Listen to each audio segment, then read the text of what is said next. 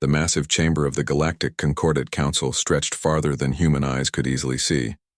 Thousands of alien representatives sat in rising tiers that reached toward the distant ceiling. Lights of every color shimmered across strange bodies, some with multiple limbs, others floating in special tanks, and many shapes that defied simple description. In the center of it all stood Dr. Elena Reyes, her plain human form looking small and vulnerable under the harsh lights. At 45, Elena had spent 15 years as Earth's chief ambassador to the Council. Her dark hair now showed streaks of gray, earned from countless difficult negotiations in this very chamber. "Ambassador Reyes," came the booming voice of High Counselor Zax Voon, a tall, blue-skinned being with 4 arms and eyes that glowed with internal light. "The Council has reviewed Earth's petition for full membership status for the 7th time." Elena stood straight and kept her face calm, but her hands tightened into fists at her sides. 7 times in 7 years they had come before the Council. 7 times they had been rejected. The vote was not close, Zax Voon continued, his voice echoing through the chamber. By a margin of 173 to 27, with 8 abstentions, humanity's petition is again denied. Murmurs rippled through the chamber. Elena caught sight of the Valaxian representatives, their scaled faces showing what passed for smiles on their reptilian features. They had always been among humanity's strongest opponents. Furthermore, Zax Voon added, raising all 4 hands, for silence, the Council has voted to downgrade Earth status from associate member to probationary observer. The chamber erupted in sound. Even some of humanity's critics seemed surprised by this unprecedented demotion. Elena felt as if she had been punched in the stomach, but years of diplomatic training kept her expression neutral. "On what grounds?" she asked, her voice steady, despite the chaos around her. The High Counselor gestured to his right, where Zulthar, representative of the Zulathian hierarchy, rose to speak. The insectoid alien's mandibles clicked with what Elena had learned to recognize as pleasure. "Grounds are clear, human," Zulthar said, pronouncing human as if it were a disease. "Your species remains too dangerous, too unpredictable, and too primitive for full cooperation." Elena bit back an immediate reply. She had heard these accusations before, but never so openly stated in formal council proceedings. "Would the representative care to provide specific examples?" she asked. Zulthar's compound eyes gleamed. "Gladly. In the Proxima Centauri dispute, human military vessels responded with disproportionate force. In the Tau Ceti negotiations, your representatives displayed emotional outbursts that disrupted proceedings. Your entertainment broadcasts continue to glorify violence. Your scientific inquiries lack proper ethical restraints." With each accusation, Elena felt her blood pressure rising. None of these incidents were as simple as Zulthar described. The Proxima Centauri dispute had been a direct attack on a human colony. The emotional outbursts at Tau Ceti had been a justified response to blatant treaty violations. And perhaps most concerning, Zulthar continued, humans continue to develop technologies without proper oversight.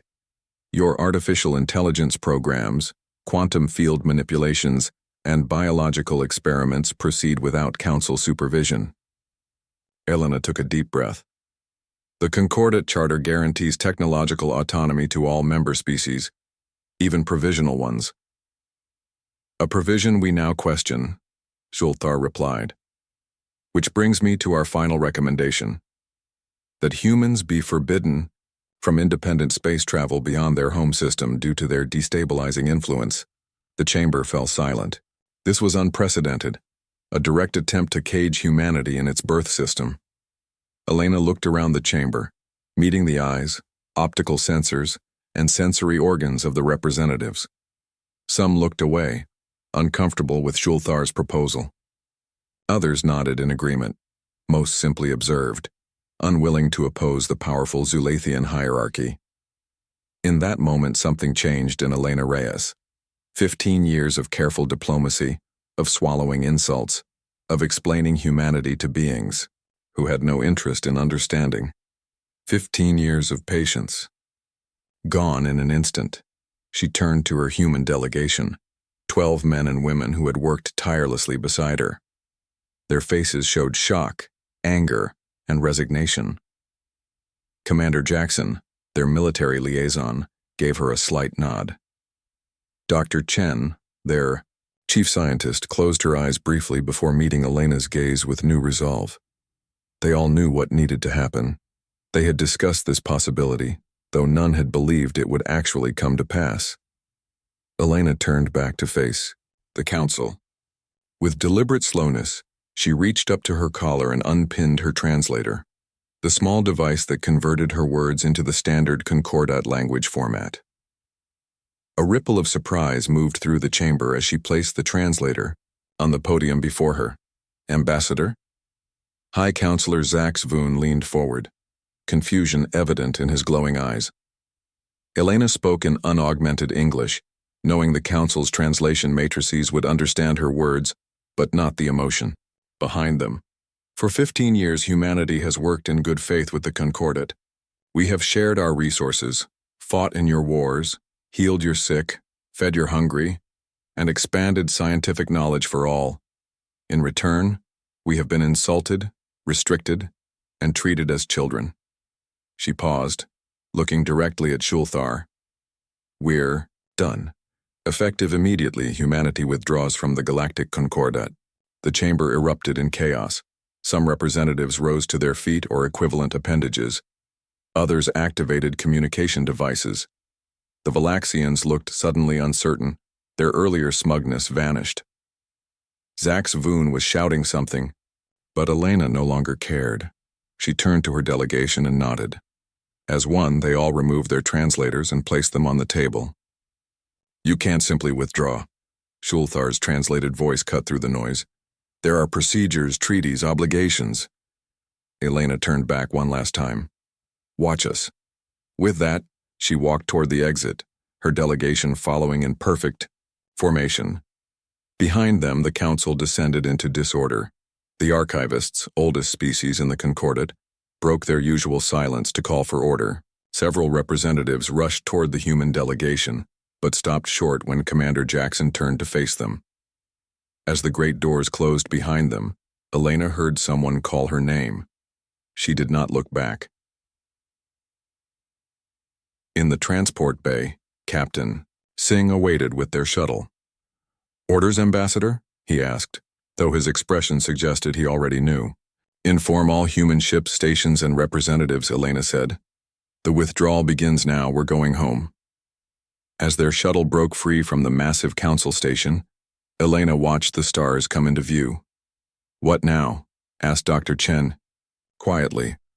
Elena's expression was calm but determined. Now we show them exactly what they've lost. News of humanity's withdrawal spread across concordat space, faster than any official announcement could have. Within hours, every human in the galaxy knew they were going home. On the trading station Nexus 7, Merchant Captain Maya Rodriguez received the coded message while haggling with a Greel trader over rare minerals. Without a word of explanation, she walked away mid-sentence, leaving the confused alien calling after her. By the time she reached her ship, her crew was already preparing for departure. Is it true? Her first officer asked as she entered the bridge. Maya nodded. Full withdrawal. We're leaving Nexus 7 within the hour. But the cargo, leave it, Maya said firmly. Earth command is clear. Nothing gets left behind that could be used against us, but nothing gets taken that isn't ours by right. Similar scenes played out at hundreds of stations, outposts, and embassies throughout concordat space. Human military advisors excused themselves from strategy meetings. Scientists archived their research and locked their equipment. Teachers collected their students. Doctors completed emergency surgeries, then walked away from their posts. 3 days after Ambassador Reyes's dramatic exit from the council chambers, nearly 80% of humans in concordat space had already departed for Earth or human-controlled. Systems High Counselor Zax Voon stared at the reports flooding his communication terminal. The human exodus was happening with an efficiency that surprised even him. They're actually doing it, he said to his aide. I didn't think they would truly leave. His aide, A young Zentaran with feathery appendages that fluttered with anxiety scrolled through more incoming data. They're not just leaving, High Counselor. They're taking everything with them. Knowledge, technology, systems. What do you mean, systems? Zaxvoon asked sharply. It seems many of our integrated networks had human-designed components or software. They're not sabotaging anything, but they're removing their proprietary elements. It's causing difficulties. As if on cue, the lights in the chamber flickered. Moments later, the environmental controls shifted, the temperature dropping several degrees. Get me Zulthar, Zaxvoon ordered. This situation must be addressed. In his private chambers, Zulthar of the Zulathian hierarchy received the news of the human departure with mandibles clicking in satisfaction. For decades, he had worked to limit human influence in the concordat. Their unpredictability made them dangerous. Their rapid advancement made them a threat. The council has finally seen reason, he told his subordinates. With the humans gone, we can bring proper order to the galaxy. The communication panel on his wall flashed with an incoming message from the High Counselor. Zulthar ignored it. Let Zaxvoon panic. The momentary disruptions would pass, and the concordat would be stronger without human chaos. His assistant approached cautiously. Eminent One, there is a situation requiring attention. What is it? The Valaxians have moved their fleet into the Proxima Centauri trade corridor. Zulthar's compound eyes narrowed. So soon? They were instructed to wait until the human withdrawal was complete. They claim they are merely securing abandoned routes. Zulthar made a dismissive gesture. The Valaxians were predictable in their greed, but they were useful allies. Let them have their prizes. What else? The defense grid around Outpost 117 has gone offline. This caught Zulthar's attention. Outpost 117 guarded the approach to 3 Zulathian colonies. Explain. The grid was maintained by human technicians. They departed yesterday. Our engineers are attempting to understand the system, but the assistant's antennae drooped. The humans apparently used unorthodox methods not documented in any manual. For the first time, Zulthar felt a twinge of unease. On the mining colony of Dravis 9, Chief Engineer Kelso was the last human remaining. He stood in the control room of the massive atmospheric processor that made the toxic planet breathable for its 10,000 inhabitants. Pristine Administrator Tull watched anxiously as Kelso packed his few belongings. You cannot simply leave, Tull said, his translucent skin pulsing with stress colors. The processor requires regular adjustments. None of our engineers understand the modifications you've made. Kelso looked up from his bag. I've spent the last 2 days writing the most detailed manual possible. It's all there. Maintenance schedules, troubleshooting steps, everything I know. But you've maintained this system for 11 years. Tull's voice rose in pitch. There must be things you know that cannot be written down. Kelso sighed and straightened up. He looked around the control room with its jury-rigged systems, patched together over years with creativity and desperation when proper parts weren't available. I requested proper replacement parts 18 times, he said quietly. Every request was denied by your concordat bureaucracy. So yes, I improvised. I kept 10,000 people alive with duct tape and clever workarounds because nobody would give me what I actually needed. Tull's skin darkened with shame. He had signed off on those denial recommendations himself, citing budget constraints. I've done everything I can to make this transition work, Kelso continued, slinging his bag over his shoulder. The manual has every trick I know, but humanity has withdrawn from the concordat, and that includes me. As he walked toward the door, Tull called after him. What happens when something breaks that isn't in your manual? Kelso paused in the doorway. Then you'll have to get creative, like humans do. 1 week after the withdrawal began, the concordat council convened an emergency session. Representatives from 38 worlds reported critical systems failing or operating at reduced capacity. Trade volumes had decreased by nearly 20%. The Dravnek, a predatory species on the outer rim, had destroyed 2 monitoring stations, testing boundaries that had been secure for decades. This is merely a period of adjustment, Zulthar insisted to the council. The human influence was stronger than anticipated, but we will adapt. On the main viewing screen, a star chart showed hundreds of ships moving through concordat space, all heading toward Earth or human-controlled systems.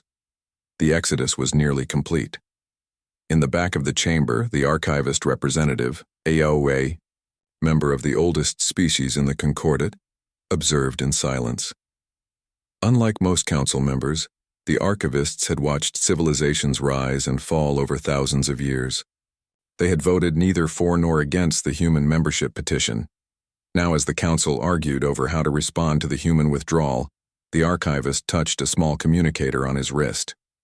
Miles away, in the secured vault of records, an entry was made. The humans have left. The consequences begin. We shall observe. In Earth's solar system, ships arrived by the hundreds, carrying humans home from across the galaxy. Massive space stations expanded to accommodate the influx. On Earth itself, crowds gathered to welcome the returning ambassadors, scientists, and workers. In a secure facility beneath the North American continent, Dr. Elena Reyes stood before the newly formed Human Independence Council. The withdrawal is 96% complete, she reported. The remaining 4% are completing essential services or waiting for replacement transport. And the concordat's response? Asked the council head. Elena allowed herself a small smile. Exactly as predicted. Confusion, followed by dismissal of the problem, followed by the beginning stages of panic. They've already called 3 emergency sessions. Any military movements? Nothing significant directed toward us. The Valaxians moved quickly to claim our trade routes, and the Dravnek are testing boundaries, but no direct threats to human space. The council head nodded thoughtfully. And our special projects? Accelerating without concordat restrictions, Elena replied. Dr. Chen estimates we'll achieve breakthroughs within months rather than years. Good. The council head looked around the table at Earth's new leadership. The concordat rejected us, underestimated us, and tried to cage us. Now they'll learn what happens when humans walk away. Elena thought about her dramatic exit from the council chambers just days ago. It felt like a lifetime. What happens next? Will not be easy, she cautioned. The concordat will suffer, but so will many innocent people who depend on human assistance. We haven't forgotten them, the council head assured her. When the time is right, we'll return, but on our terms, not theirs. Outside, the stars continued their slow dance across the night sky. Humanity watched and waited, and prepared. 3 months after humanity's departure, the Galactic Concordat faced problems that could no longer be ignored or dismissed as temporary inconveniences. On the Mirith homeworld, Grand Theorist Valos stared at the holographic display showing the status of their interstellar fleet. Half the ships were marked with warning symbols, their faster-than-light drives showing dangerous alignment issues. How much longer until repairs are complete? He asked the chief engineer. The engineer's tendrils drooped in the Mirith expression of distress. We don't know how to repair them, Grand Theorist. The human technicians designed and maintained these systems for 30 years. Our people understand the theoretical physics, but the practical implementation. Valos closed his inner eyelids, in frustration.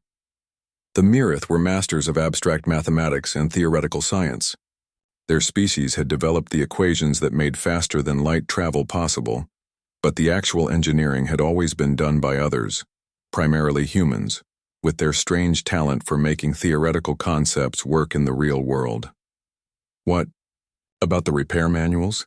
Surely the humans left instructions. They did, the engineer confirmed, but there are gaps. Things the humans did by instinct or experience that they never wrote down. We've contacted other species for assistance, but they're facing similar problems. Valos turned away from the display. Without their fleet at full capacity, the Mirith colonies would begin to suffer supply shortages within weeks. Keep trying, he ordered, and prepare emergency rations for distribution. On Fertile 7, an agricultural world that exported food to 12 star systems, biologist Sholta walked through dying fields of blue-green crops. What had once been row after row of tall, healthy plants was now a patchwork of withered stems and yellowing leaves. The decline is accelerating, her assistant reported. Production is down 60% from last month. Sholta knelt and examined a sickly plant. The gentis crop had been genetically optimized by human scientists to grow on this world, which had soil too acidic for most native species. For decades, human agronomists had monitored the crops, making small genetic adjustments each season to maintain resistance to local pathogens and environmental conditions. "Have you tried the stored genetic templates?" she asked. "Yes, but the templates are deteriorating without the human touch." The assistant didn't finish the sentence. He didn't need to. Sholta stood, brushing dirt from her scales. "Begin harvesting. Everything that's still viable. We need to preserve as much as possible. And the 12 worlds that depend on our exports?" She had no answer for that. In the vast digital realm of the Galactic Exchange, where the economies of 1,000 worlds connected, the artificial intelligence that managed the system monitored unprecedented instability, created centuries ago by the mathematically gifted Sorun. The Exchange AI had been upgraded repeatedly over the years. Its most recent and significant enhancements had come from human programmers, who had added adaptive algorithms and predictive models that the Sorun had initially dismissed as too intuitive and insufficiently structured. Now, those human elements were proving their worth by preventing total collapse as markets fluctuated wildly. Without human traders actively participating, entire sectors of the economy had become erratic and unpredictable. The Exchange AI diverted more processing power to the stabilization protocols. It would maintain order as long as possible, but its projections showed a critical threshold approaching. When that threshold was crossed, economic chaos would follow. On the edge of concordat space, Captain Trelos of the Border Patrol vessel, vigilant, studied the latest reports with growing alarm. For the third time in as many weeks, colonies near Dravnek territory had reported sightings of raiding parties. "The pattern is clear," he told his second-in-command. "They're testing our defenses, looking for weaknesses." "But why now?" his officer asked. "The Dravnek have been contained for decades." Trelos activated a historical display showing the border region. Red dots appeared marking Dravnek incursions over the past 50 years. Each incursion was followed by the appearance of a blue dot. Human military response. "They're not testing our defenses," Trelos said grimly. "They're confirming that the humans are gone."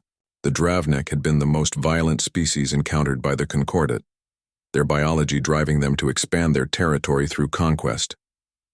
Only the consistent intervention of human military forces, with their unique combination of strategic flexibility and willingness to use decisive force, had kept them contained. "We should request reinforcements," his second-in-command suggested. "I already have. 3 times. Trelos closed the display. "The Council is still debating the appropriate response. By the time they decide, it may be too late." Trelos nodded. Precisely what the Dravnek are counting on. In the entertainment district of Central Station, the largest space habitat in concordat territory, Administrator Genlo walked through nearly empty corridors. Before the human departure, these areas had been filled with visitors from across the galaxy, drawn by human music, art, cuisine, and performances. Now only a few establishments remained open, serving the diminished crowd of travelers with pale imitations of human offerings. The silence was deeply unsettling. Genlo paused outside what had once been a popular human restaurant. Inside, the automated systems still displayed a menu, but the kitchen had been emptied of equipment. On the walls hung images of Earth landscapes, mountains, oceans, forests, that now seemed like views into another universe. A strange feeling had begun to spread throughout the station in recent weeks. The translation matrices had no precise word for it, but in human language it would have been called melancholy, a quiet sadness for something lost that might never return. In the Great Council chamber, an emergency session had stretched into its 3rd day. Representatives argued as reports of failing systems, economic disruption, and border incursions flooded in from across concordat space. "The situation is becoming critical," High Counselor Zax Voon admitted. "We must adopt a coordinated response. From his seat, Shulthar watched with growing unease. The problems caused by the human departure were far more severe than he had anticipated. His own colonies were reporting severe disruptions in trade and technology. Perhaps, he suggested, his mandibles clicking nervously, we should consider opening communication with the humans, a limited dialogue to address the most critical issues. The chamber fell silent. For Zolthar, who had been humanity's most vocal opponent, to suggest such a thing was unprecedented. Before anyone could respond, an aide rushed into the chamber and approached Zax Voon. After a brief whispered conversation, the High Counselor's glowing eyes dimmed with concern. I have just received word, he announced, that a quantum rift has been detected near Concordat Prime. Fearful murmurs spread through the chamber. Quantum rifts were rare but catastrophic spatial anomalies that could destroy entire star systems if not contained. Our scientists are monitoring the situation, Zax Voon continued, but containment will require immediate action. In the silence that followed, the archivist representative spoke for the first time in months. The ancient being's voice was soft but carried to every corner of the chamber. We have miscalculated, the archivist said. The humans were not merely another species to be managed. They were a keystone, evolutionary specialists in crisis adaptation and innovative thinking. We relied on them far more than we acknowledged. As the archivist's words faded, emergency alarms began to sound throughout the chamber. The quantum rift had expanded suddenly, far faster than predicted by concordat models. The crisis point had arrived, and humanity, the species that had so often faced the impossible and found a way forward, was gone. 6 months after humanity's withdrawal, disaster struck the galactic concordat from multiple directions at once. The quantum rift near Concordat Prime had grown to twice its original size. The swirling tear in space-time pulsed with violent energy, distorting gravity and radiation in unpredictable patterns. From the observation deck of the science vessel Inquiry, lead scientist Vela watched the phenomenon with growing dread. The containment field is failing, reported her assistant. We've lost 3 stabilization points already. Vela studied the data flowing across her screens. Quantum rifts were rare but well-documented phenomena. The Concordat had standard procedures for containing them, procedures that had worked reliably for centuries. But those procedures had been developed with human input, and now they were failing. Adjust the field generators, she ordered. Pattern Delta 7. Delta 7 is unstable in these conditions, her assistant objected. The human theories about quantum rift behavior were never proven, Vela said sharply. The humans relied too much on intuition and too little on proper scientific method. Even as she spoke, she opened a secured file on her terminal, one of many human research documents that had been classified as speculative and dismissed by the Concordat Science Council. The humans had proposed that quantum rifts responded to gravitational harmonics in ways that defied standard models. They had developed alternative containment strategies based on those theories. Strategies that had never been tested because they didn't align with Concordat scientific consensus. Deploy 2 more stabilization buoys, she ordered, closing the human file. We will contain this rift using proven methods. As her crew rushed to obey, Vela glanced again at the closed file. Pride kept her from admitting it openly, but fear was beginning to whisper that the humans might have been right after all. At the same moment, 3 star systems away, Fleet Commander Garrix of the Concordat Defense Force received urgent reports from the border outposts. The Dravnek have launched a full-scale invasion, his communications officer announced. 3 systems under attack simultaneously. Garrix's facial ridges darkened with concern. Show me. The tactical display activated, showing Dravnek warships pouring across the border in 3 separate sectors.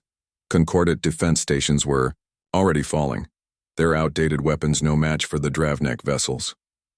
How did they advance their technology so quickly? Garrix wondered aloud. Intelligence suggests they've been building this fleet for decades, his tactical officer explained. They were simply waiting for the right moment to use it. Garrix understood immediately. They were waiting for the humans to leave.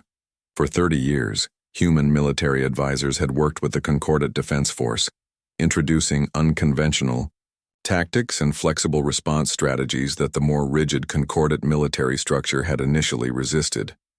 Human soldiers had formed the core of rapid response teams that countered Dravnek probing attacks. Now, facing a coordinated invasion, on three fronts, Garrix had to admit that the concordat's conventional military doctrine was proving inadequate. "Deploy all available ships to the terrorist sector," he ordered. "We'll establish a defensive line and counterattack from there."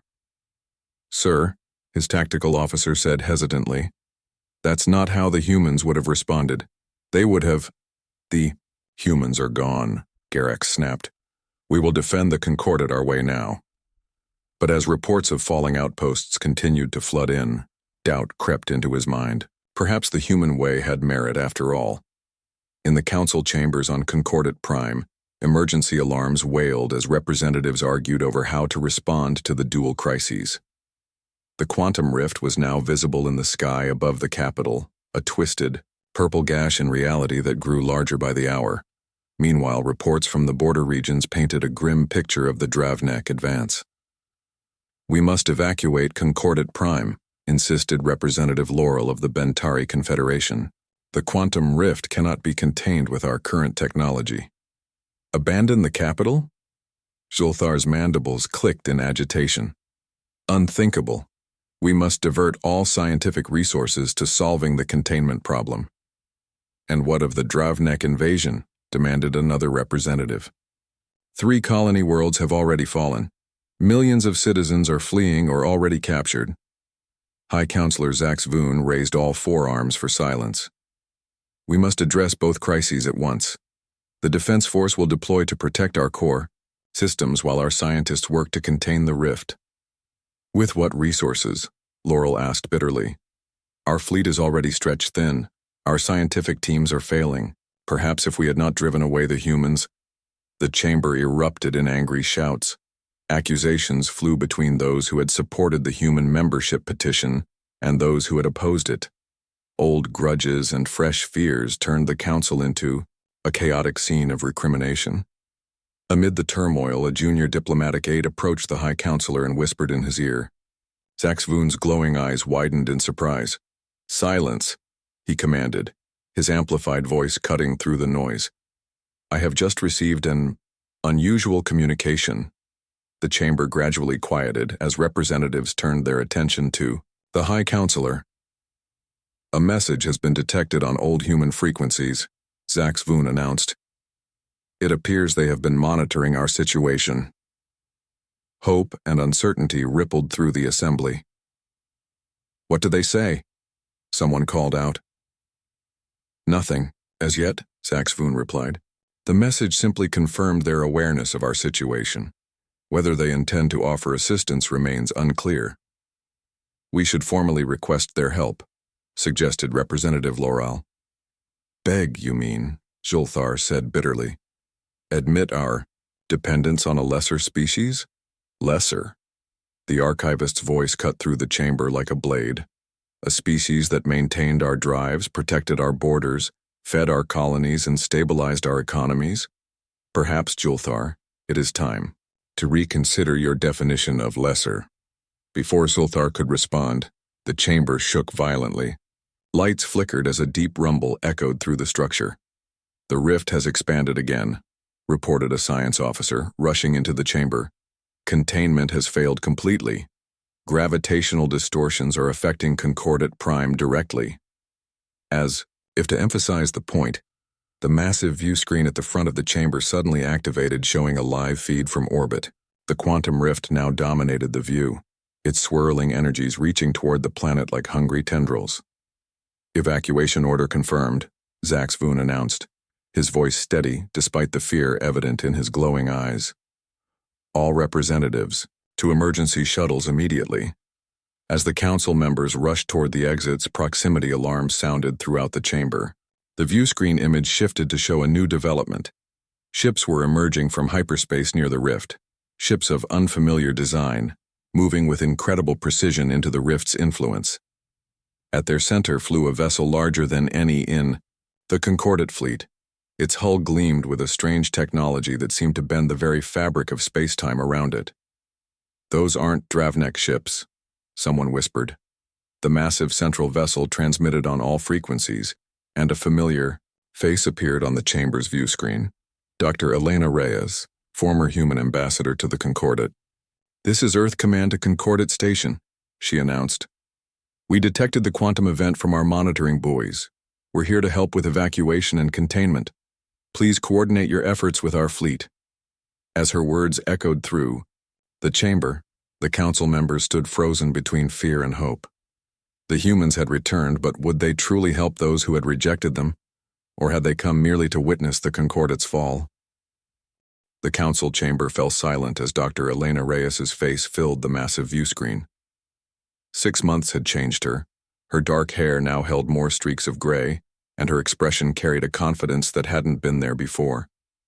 Behind her, the bridge of the human vessel hummed with activity as officers moved with practiced precision.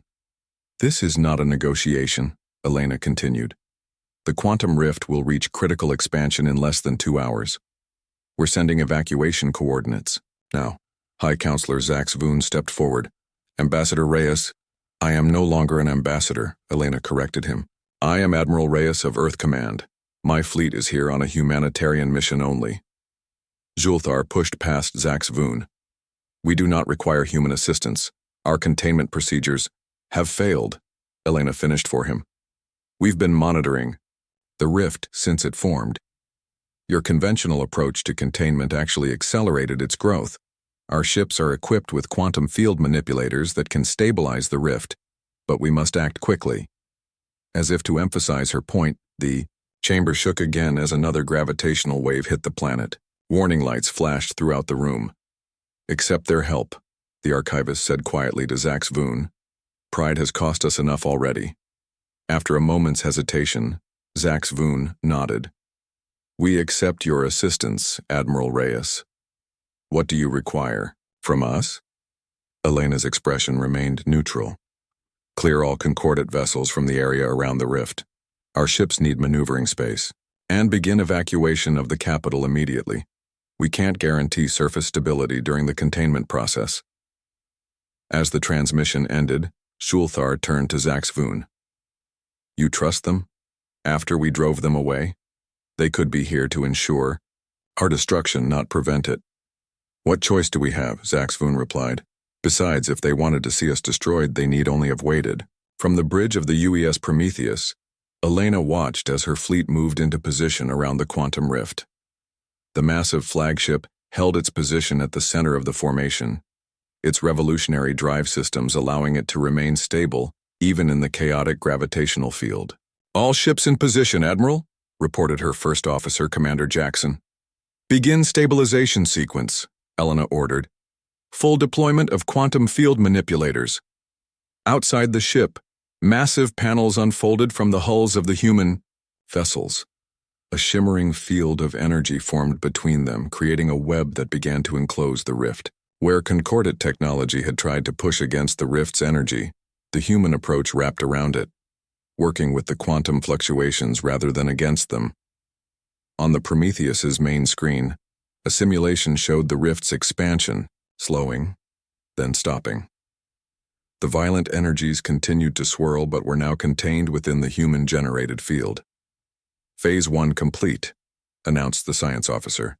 "Rift stabilization at 83% and rising." Elena nodded, with satisfaction.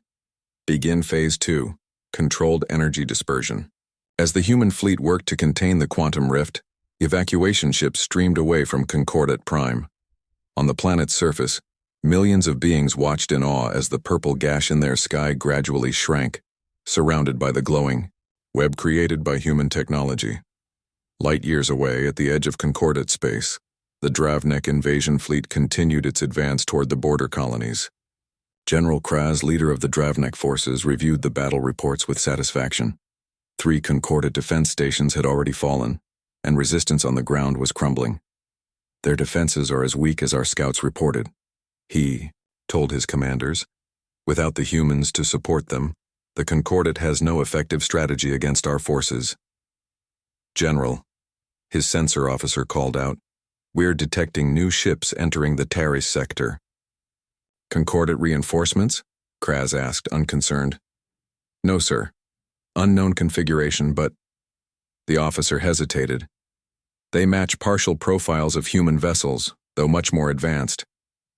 Kraz's red eyes narrowed. Impossible. The humans withdrew from concordat space months ago.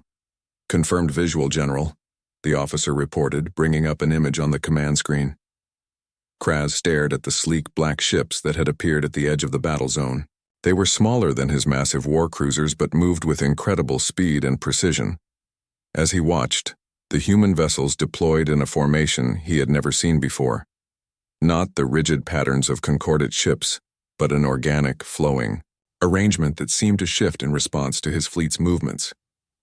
A trick, he decided. Some concordat attempt to make us believe the humans have returned. Continue the assault. Before his commanders could acknowledge the order, 3 of his forward ships erupted in silent explosions. The human vessels had fired without warning, their weapons far more powerful than anything the concordat had ever deployed. Evasive maneuvers, Kraz shouted. All ships, engage the human vessels. But the human ships were already changing position, splitting into smaller groups that attacked from multiple angles simultaneously. It was chaos, the kind of unpredictable, adaptive strategy that had made humans such effective warriors. Sir, his tactical officer reported, voice tight with stress, they're not just attacking our forward elements. Somehow they've gotten ships behind our main fleet as well. Impossible, Kraz thought. No one could have predicted our attack pattern, or moved ships into position so quickly. But as more of his vessels reported enemy contact from unexpected directions, he realized the humans must have done exactly that. They had anticipated the Dravnek strategy and positioned their forces accordingly. Full retreat, he ordered, swallowing his pride. All ships, disengage and return to Dravnek space immediately. As his battered fleet began to withdraw, Kraz studied the human vessels once more. In the 6 months since their withdrawal from the concordat, they had clearly not been idle. Their technology, their tactics, their very ships were transformed. Without the restrictions and oversight of the concordat, human innovation had accelerated beyond anything he had anticipated. The Dravnek would need a new strategy, and perhaps a reassessment of whether the concordat was worth attacking at all, if it meant facing humans once more. Back on Concordat Prime, the emergency council session reconvened in a smaller chamber deep below the surface. Representatives watched on view screens as the human fleet completed its containment of the quantum rift. The swirling purple tear in spacetime had been reduced to a fraction of its former size, now enclosed in a stable energy field. They did it, Zax Voon said quietly. Their technology, it's far beyond what they shared with us before. And reports from the border indicate their ships have driven back the Dravnek invasion as well, added Representative Loral. They're helping us on all fronts. Shulthar clicked his mandibles nervously. But why? After how we treated them? Because that's who they are, the archivist interrupted. Humans don't just solve problems differently than we do. They see them differently. Where we saw a species too emotional and unpredictable to be trusted, we should have seen beings whose very nature drives them to help others, even those who rejected them. As the representatives absorbed this, a communication officer rushed into the chamber. High Counselor, Admiral Reyes requests to address the council. The view screen shifted to show Elena on the bridge of the Prometheus. Behind her, officers were celebrating the successful containment of the rift. High Counselor, Elena said formally. The quantum rift has been contained and is now being reduced to a safe level. Your people can return to Concordat Prime within 12 hours. Additionally, our forces at the border have repelled the Dravnek invasion fleet. Admiral Reyes, Zax Voon replied, his voice thick with emotion. The Concordat owes humanity a debt we cannot repay. Perhaps it is time to reconsider your species' position within our alliance. Elena's expression remained neutral. That's a discussion for another time, High Counselor. For now, we have work to complete. We'll remain in Concordat space until the crisis is fully resolved. As her image faded from the screen, the council chamber erupted in conversation. Hope, relief, and uncertainty mingled as representatives debated what humanity's return might mean for the future of the concordat. In the corner, the archivist observed in silence, a small smile on his ancient face. The universe had just become a much more interesting place again. 2 weeks after the crisis, the Galactic Concordat convened its most significant session in centuries. The Great Council Chamber, hurriedly repaired after damage from the quantum rift, was filled to capacity. Every member species was present, either physically or via hologram. The atmosphere hummed with anticipation. At the center of the chamber stood Admiral Elena Reyes, flanked by her senior staff. No longer dressed in the formal diplomatic attire of her ambassador days, she wore the crisp, dark uniform of Earth Command, decorated with simple insignia that somehow commanded more respect than the elaborate symbols worn by most council representatives. Hi. Councillor Zax Voon activated the ceremonial chimes that began all major council proceedings. The musical notes echoed through the chamber, gradually bringing silence. "This special session of the Galactic Concordat is now convened," he announced. "Our purpose today is to formally acknowledge the assistance provided by humanity during our recent crisis and to discuss the future relationship between Earth and the Concordat." Elena's face remained carefully neutral. During the past 2 weeks, human ships had helped rebuild damaged infrastructure, delivered emergency supplies to affected worlds, and established a defensive perimeter that had kept the Dravnak from attempting another invasion. All this had been done efficiently, professionally, and without any demands. Zax Voon continued, his glowing eyes focused on Elena. "Admiral Reyes, the Concordat formally extends its gratitude for humanity's intervention. Without your assistance, Concordat Prime might have been destroyed by the quantum rift, and many border worlds would have fallen to the Dravnak invasion. We did what anyone would do when they see others in danger," Elena replied simply. This statement caused a ripple of murmurs through the chamber. Many species present knew they would not have done the same had the situation been reversed. "The Concordat recognizes that our previous assessment of humanity was flawed," Zax Voon continued. "We failed to appreciate the unique contributions your species brings to our galactic community." He turned to face the assembled representatives. "It is the unanimous recommendation of the Council leadership that humanity be offered full membership with special status, acknowledging their essential role in maintaining stability and innovation within the Concordat." The chamber erupted in sound as representatives reacted to this unprecedented proposal.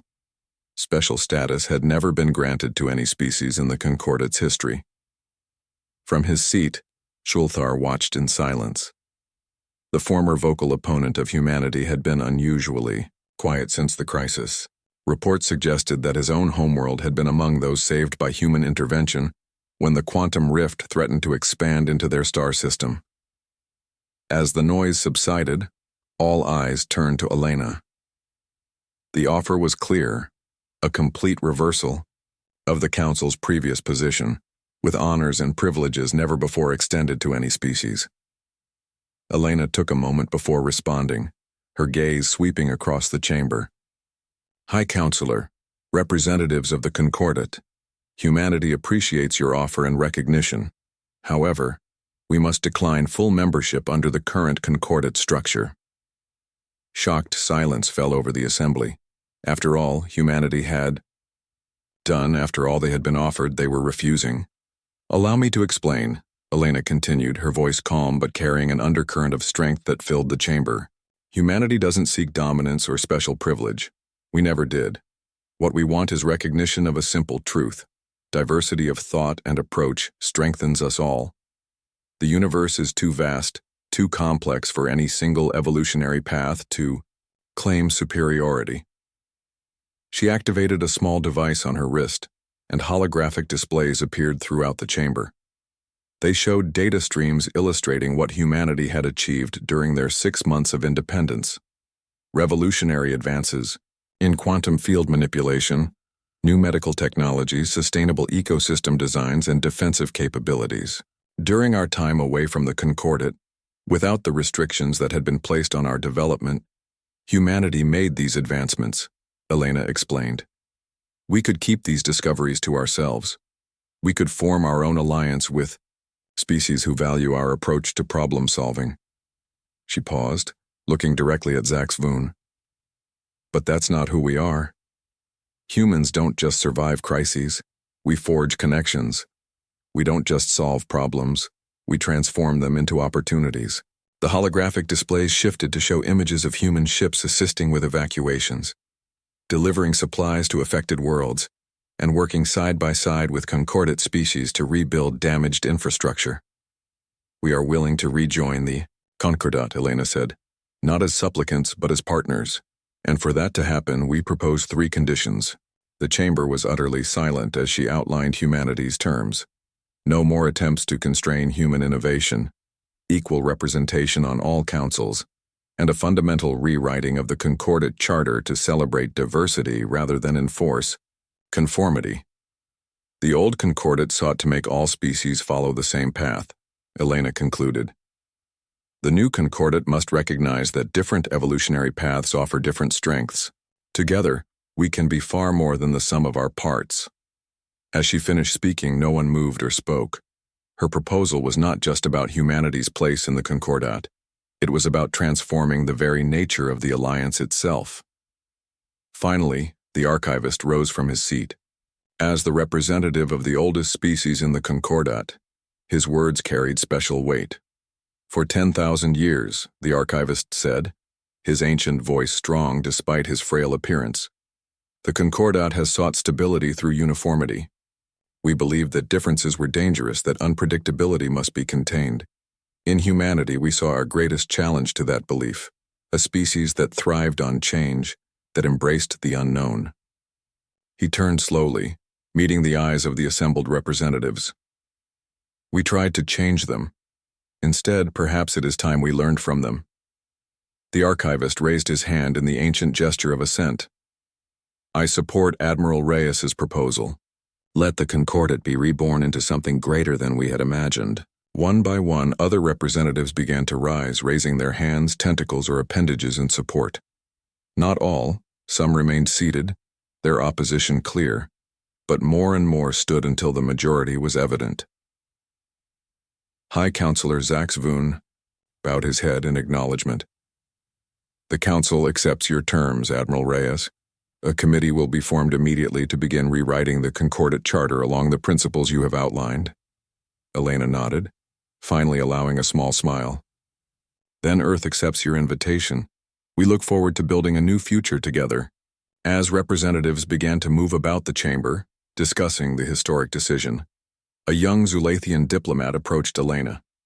Unlike his predecessor, who had been humanity's greatest opponent, this diplomat showed genuine curiosity. Admiral, he said hesitantly, there's something I still don't understand. After how the concordat treated your people, why come back at all? Elena's smile deepened. Because that's the most human thing about us. We may walk out when we've had enough, but we never stop caring about what we've left behind. Above the Grand Council chamber, the stars continued their ancient dance across the night sky. Among them, Earth shone, not as a distant, isolated world, but as a beacon of a new understanding that would reshape the galaxy. The concordat would never be the same. And as those stars witnessed the birth of this new alliance, that proved to be its salvation. End of story.